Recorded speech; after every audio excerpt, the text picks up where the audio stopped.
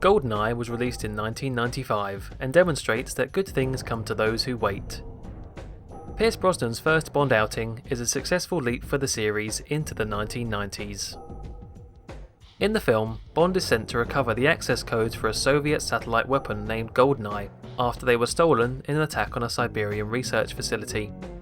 He's helped by Russian computer programmer Natalia Simonova, the sole survivor of the attack. When the investigation leads to crime syndicate Janus, Bond discovers it's headed by none other than previous 00 agent Alec Trevelyan, with a plan to destroy London. Following the legal dispute between MGM, United Artists and Danjaq, production of the 17th Bond film was delayed until 1993, and soon after, Timothy Dalton resigned from his role. Without time for a more rigorous casting process, Pierce Brosnan was offered the role once more. He was due to follow Roger Moore in 1985, but due to contractual obligations with the television show Remington Steele, the offer fell through. By this point in the series, with so many interpretations of the Bond character, it's hard to see Pierce Brosnan's as a new take on 007. Not that it needs to be. In fact, Brosnan's Bond is more like a blend of all the previous actors. Much of the screenplay was written with Timothy Dalton in mind, so the grittier Bond is definitely present. But so too is the more light-hearted, cavalier aspects that Connery and Moore came to define. GoldenEye could have been a mess of characterisation, but actually harmonises these traits instead. Having said that, the film does try to shoehorn in some exploration of Bond's emotions, and despite good intentions, its ham-fisted nature doesn't really work. Talia, listen. How can you act like this? How can you be so cold? It's what keeps me alive. No.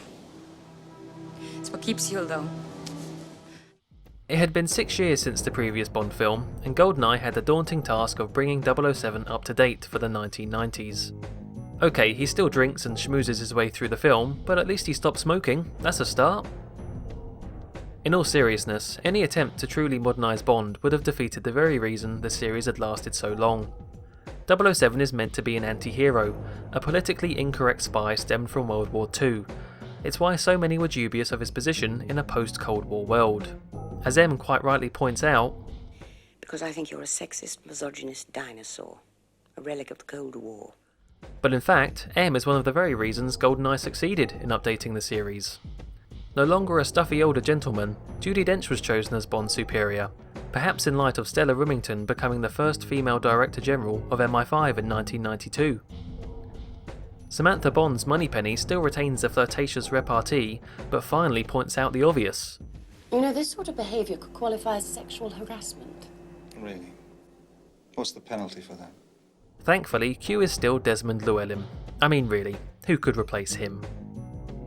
So whilst the recasting of familiar characters was a success, the villains of GoldenEye didn't get such a good treatment. Making the villain of the film a former 00 agent was a great idea, and Sean Bean's portrayal of 006, or Alec, or Janus, is by no means terrible. It's just hard to find the character menacing with such a hammy accent. It doesn't help that he's given lines like this either. In 16 minutes and 42 seconds, the United Kingdom will re-enter the Stone Age. Hammy can also describe Boris Grishenko, who is wildly out of tone with the rest of the film, and ultimately superfluous. Sadomasochist Xenia Onatop joins the ranks of Pussy Galore and Holly Goodhead with such a name, and at least her death allows for probably the best line in the film. She always did enjoy a good squeeze. However, her method of execution does sound familiar. Yulia Yakov, confirmed kills 3, probable kills 2. Assassination methods, strangulation with hands or thighs. Musically, GoldenEye was iffy. Tina Turner's theme is full-on bassy and sounds great. Eric Serra was chosen to score the film and introduced a very different style, full of synthesized tracks. Sometimes it worked, such as the revised gun barrel theme.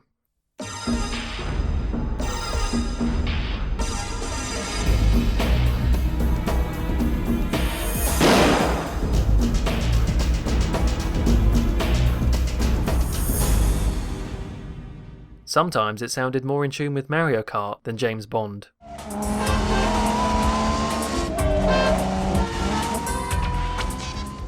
Speaking of video games, you can't review GoldenEye without mentioning the tie-in game, released on the Nintendo 64 in 1997. GoldenEye 007 revolutionised FPS gaming, with its stealth elements, multiplayer and graphics. To many, the game holds far more value than the film itself, due to the nostalgia associated with childhood gaming.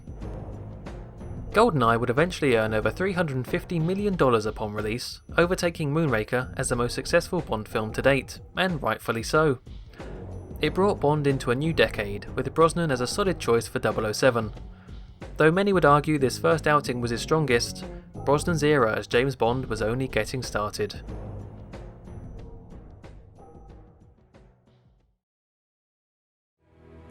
A gun and a radio. Not exactly Christmas, is it? Were you expecting an exploding pen? We don't really go in for that anymore.